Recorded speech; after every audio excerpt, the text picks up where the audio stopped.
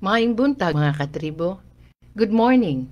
Welcome to Ask Mamilu Episode 10, Managing Our Household Waste, the Climate Change Series Part 1.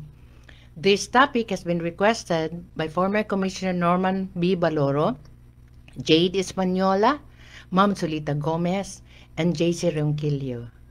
So let us kumusta man din na sa atong mga balay. So thank you very much for welcoming me to your home, to your space, wherever you are. And now we are being connected, no? In this very short time. So daghan kaayong salamat for joining me this morning. And now, okay. Are you ready? So let us first understand what is climate change, no? So for Ask Mamilo episode number 10, Managing Our Household Waste, the Climate Change Series, just a brief background of climate change and the protection of Mother Earth. Works hand in hand. They cannot be just on one hand, the other hand it's also like a leg, no? The left and the right. That is why we have come up with 3-part series to discuss in detail the things we do to protect Mother Earth and at the same time create a habitable safe space in our community amidst climate change. So let us first understand what is climate change. So we took some reference materials. June 1, 2023, Manila, Philippines. The Philippines must prepare for the worsening effects of climate change, such as sea level rise and hotter weather already affecting the country, according to Secretary Renato Solidum Jr. of the Department of Science and Technology, or DOST. Another reference for this discussion is on March 24, 2023, the Philippine Star. So let us also listen to this information. 93% of Pinoys experience impact of climate change, according to Social Weather Survey. Some 76% of the respondents believe that humanity could do something to stop or slow down climate change if everyone really tried. While 23% said it is beyond humanity's control, a large majority of 88% also agreed that people like themselves can do something to reduce climate risk. So now, maybe some of us are part of the 88%. Do you agree that we belong to the 88% that are willing to do something to reduce the risk? That is why today for our part 1 is managing our household waste. Management does not start and stops on waste segregation. It is the deliberate decision of controlling the waste in your home. It starts from buying your household consumption. I have some questions here. You can answer it for yourself, or you can answer it in the comment section below. So whatever it is, and whatever you please, answer it honestly. Okay? So the first question is, does it contain too much plastics? Most of the fruits and vegetables and some produce in the grocery are wrapped in plastics.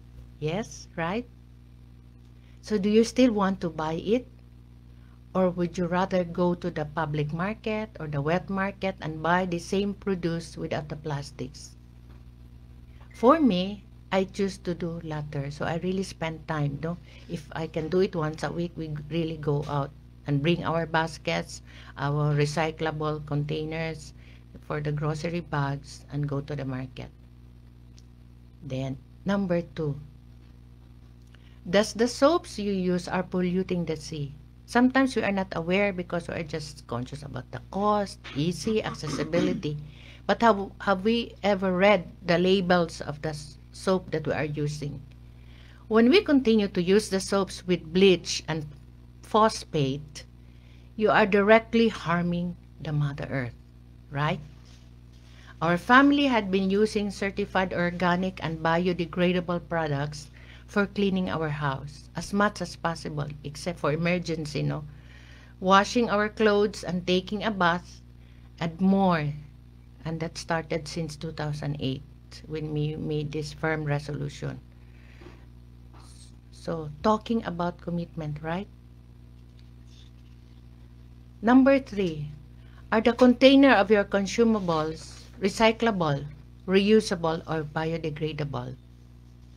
Again, I would like to repeat these questions. Are the container of your consumables recyclable, reusable, and biodegradable? So you can answer it, no, to yourself. Just reflect on it, or you can give the feedback, no, in our So before I'll proceed, let me know your thoughts about this episode. Please comment down below. Ask Mami Lou is also available on YouTube, so please like and subscribe. I will also include a link related to this topic, like the 3 things I do to protect Mother Earth, that is on episode 3, and the container gardening as climate change mitigation. So just check it out. Okay, so number 4. Are you doing research before buying products online? Again, are you doing research before buying products online? Do you buy products to the companies with ethical standards, or simply buy it because it's cheap? Factories that does not observe health and environment code are risking our air, water, land, hence global warming. So it is really very important that if we care for the environment, these things that is very up close, personal, direct to us, and we have control, no? Are we trying to look at it? What do you think?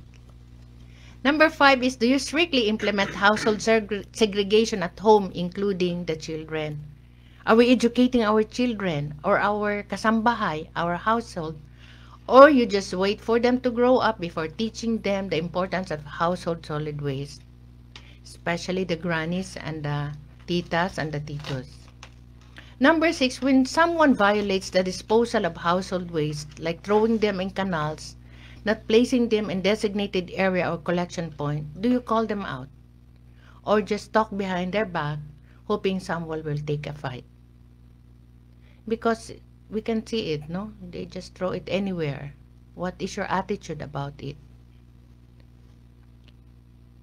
Everybody should be responsible in their actions. That is why there is a law to ground us all. It is our responsibility to speak the truth, because not doing the things we're supposed to do is called the sin of omission. Whether we like it or yes, truly indeed it is. Any comments?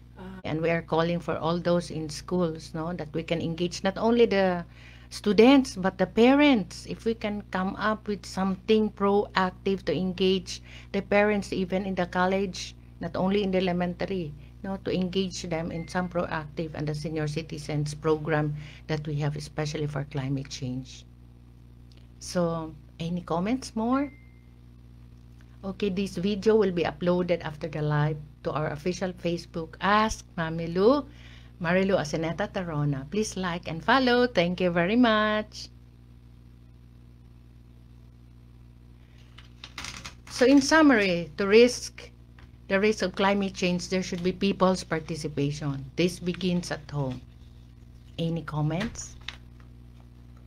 Okay, so I think that should be people's participation. It begins in the home. That's why even how much budget the government is providing for segregation, but in the household level and the consumption level that we do has not improved. It is a matter of lifestyle.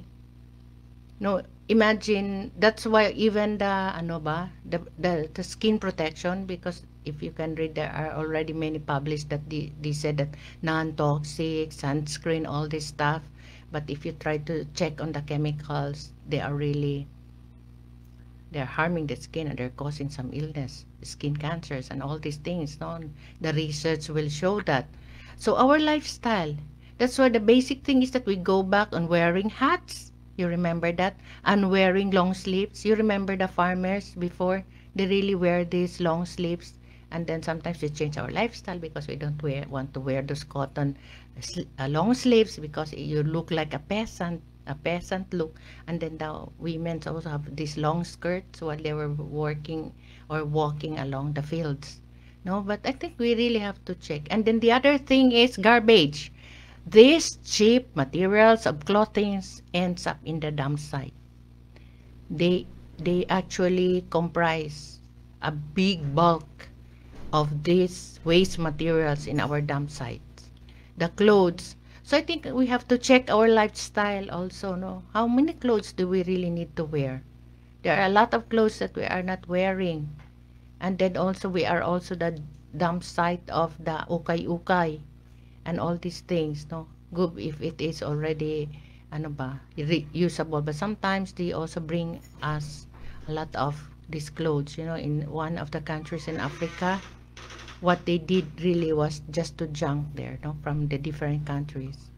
So we really have to do something about it, because what we can do is to check our lifestyle. No, imagine 120 million Filipinos. If you can generate 1 kilo of used clothing, so you think you can only have that 1 kilo?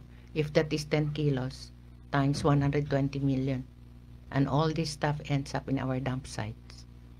So I think we really have to reflect every day of our life. How do we live our life? What is its impact in the environment, and even educating the little children?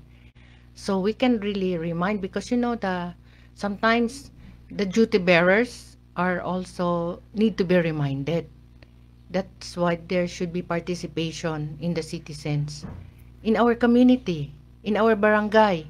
That's what we are trying. It's also a reflection in our senior citizen that although we are fulfilled and we are busy, we have some challenges on health, but if you can devote at least 2 hours every day, or every week, I mean, for volunteer work, for engagement in the environment, that is really something, that we can do. So let us count the total population and all these things. If we can share that even 1 hour to really deliberately engage, because we have to remind them, because they have all the excuses, no, because of the overwhelming thing. But if it is very connected, then we can do something about it. I can say really to our classmates, to our friends, to our co-workers, if you are reaching our age as senior citizen, if you really want, check on the barangay. There is really a lot of things that needs to be done. Even this adult literacy program. I know that there are a lot of teachers who have retired in your barangay. Most of the children have difficulty in reading or even writing or in mathematics.